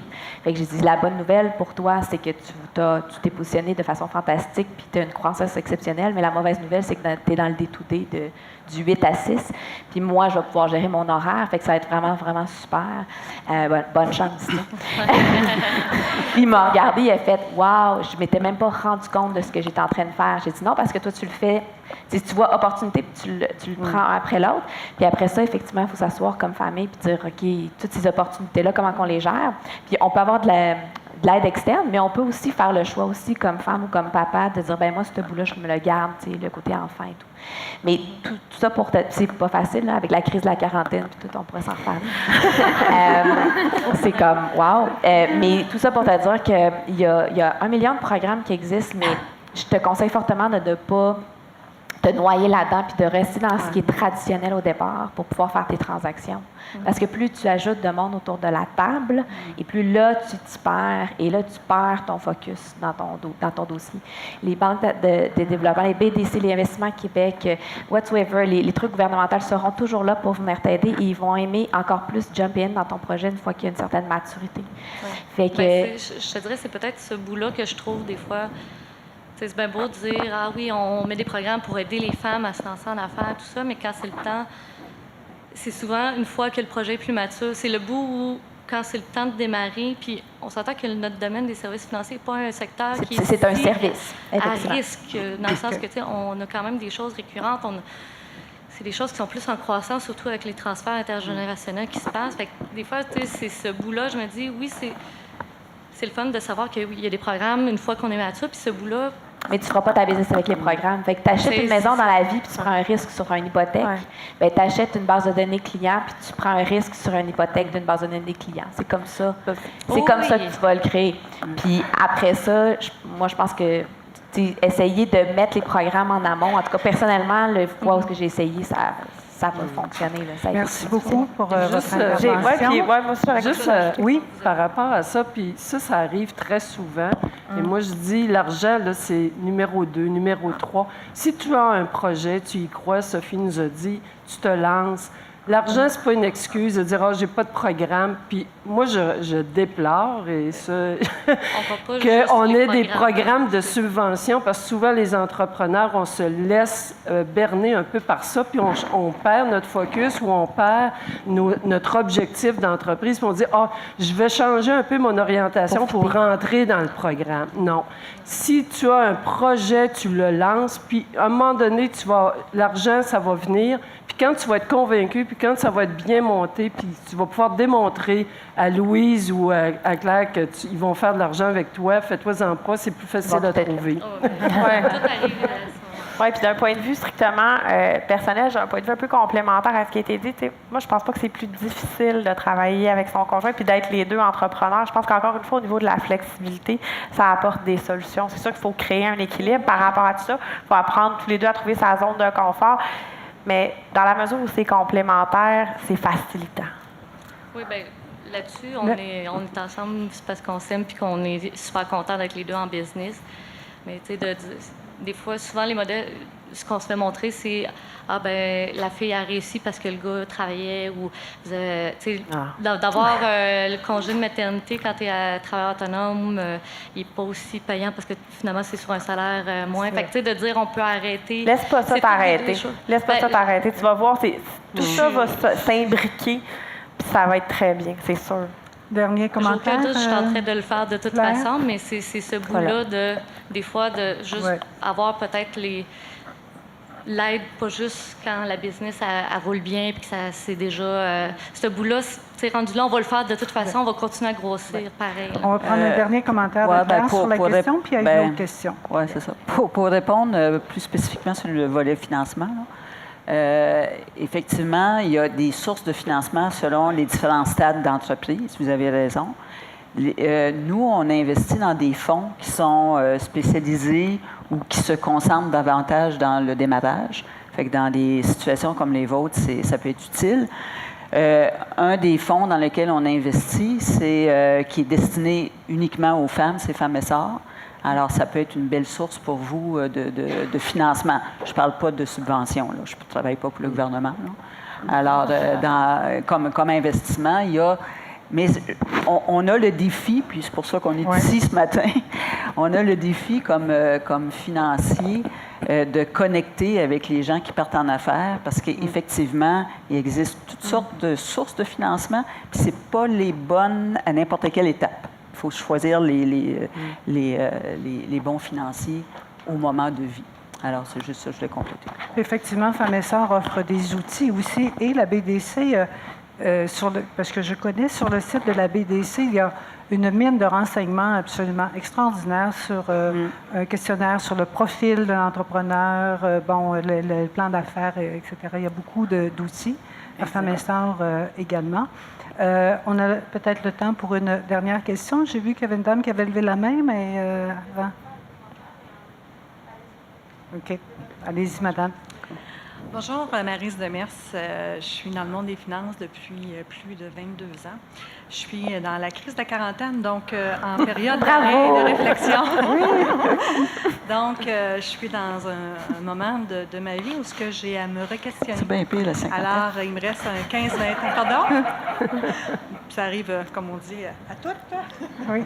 Alors, je suis présentement en train de me re-questionner, dans le fond, pour entreprendre mon dernier droit. Malgré que je suis du genre très entrepreneur et je ne vois pas la retraite comme telle, je vois des femmes qui s'accomplissent encore à tout âge, donc je fais partie de ces femmes-là. Maintenant, vous m'avez à quelque part tout un peu interpellée, à savoir, OK, je suis dans le monde des finances un peu plus, on s'entend que j'ai pas grandi avec le volet de la technologie. J'ai appris avec ça. Par contre, je m'en sers pratiquement tous les jours. Ça fait partie de notre quotidien, on s'entend. Maintenant, je me dis, OK, est-ce que j'aurais peut-être une opportunité qui pourrait s'ouvrir à moi maintenant, dire, OK, là, je viens de m'apercevoir ce matin qu'il y aurait peut-être tout un autre monde. Maintenant, comment voir à coordonner le tout dans le monde de mon expertise? C'est une autre chose maintenant. Bien, moi, la question... J'espère que ça pourra répondre également à d'autres femmes. À qui je m'adresse? C'est quoi les endroits qui peuvent m'aider dans les recherches? Est-ce qu'il y a des mentorats à ce niveau-là? Donc, c'est un peu ce volet-là de dire, oui, il arrive souvent dans la vie où on prend une petite pause, on veut se re-questionner, on est issu du monde des finances et il y a des opportunités incroyables dans le monde de la technologie, de l'information, de la communication. Maintenant, on se dirige vers où? Quelqu'un... Moi, je suis... Ouais! Moi, je ne crois pas à la facilité même si je viens du domaine de la formation, puis j'ai des centres de formation, donc je devrais plutôt dire venez suivre des cours et tout, mais j'aurais tendance à parler de la curiosité au départ pour dire, OK, bon, il y a un élément que tu pourrais lire là-dessus, il y a genre Amazon, Archambault fait des livres extraordinaires. Là. Cet été, je me suis pris 2 mois à moi, puis j'ai probablement acheté Archambault au complet. Là. Il y a énormément de trucs qui existent, des technocompétences existent sur plein de sujets, en technologie, en numérique, en opportunités de carrière, puis même des fonctions qui n'existent pas en ce moment, parce qu'on dit qu'il y a environ une fonction sur 4 qui va être nouvelle d'ici les 5 prochaines années.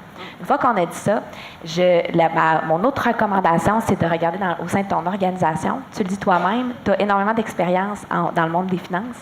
Il y a assurément des projets transversaux dans ton organisation qui te feraient toucher concrètement à des projets comme ça, plus corporatifs, qui te permettraient de pouvoir avancer un peu plus à tâtons dans ton monde à toi. Je vais faire une petite parenthèse, oui. Précision. Au fait, dans le fond, je suis dans une pause professionnelle. Okay. Je n'ai pas d'organisation.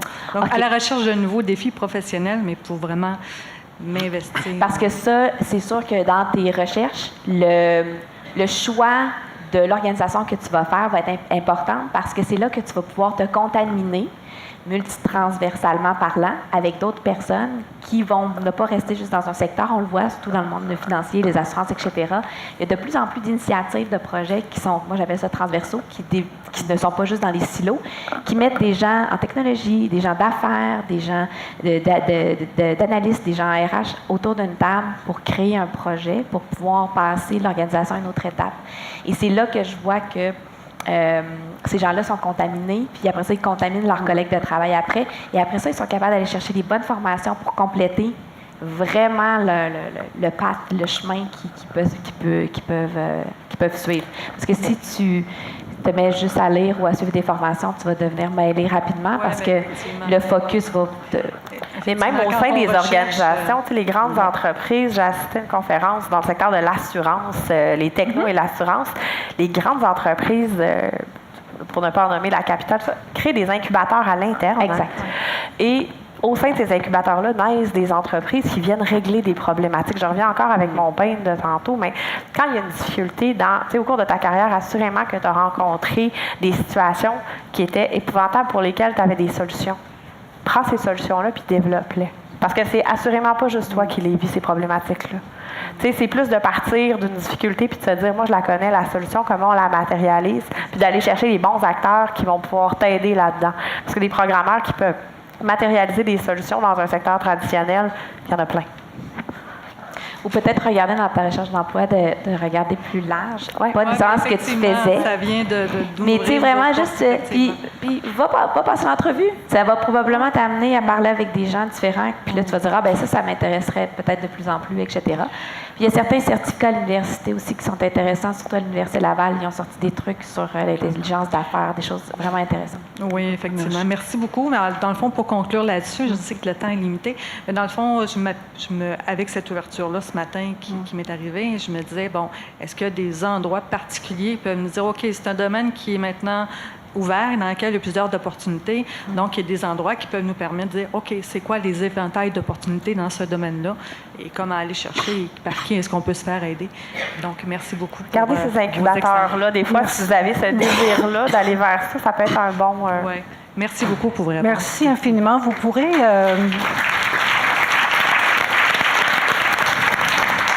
Avant l'heure du lunch, vous pourrez aussi venir poser des questions plus personnellement à l'une ou l'autre des panélistes. Et évidemment, on pourrait allonger la période de questions. Certainement, moi, j'en avais déjà toute une liste au cas où il n'y en aurait pas eu de questions. Et voilà, on m'a dit qu'il y avait aussi une courte vidéo qui, à la fin. Ça dure combien de temps, monsieur le spécialiste? 3 minutes. Alors, je vous invite à visionner et ça termine notre avant-midi. Merci de votre participation. Vous pourrez, comme je l'ai dit, discuter avec les personnes qui sont ici à l'avant, avant l'heure du dîner. Puis on vous invite ensuite à vous joindre, à monter à la salle à manger pour celles qui ont réservé pour le midi. Merci beaucoup.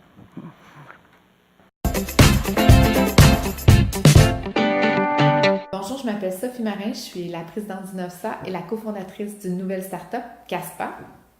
Le numérique, pour nous, ça doit faire partie de l'ADN d'une entreprise.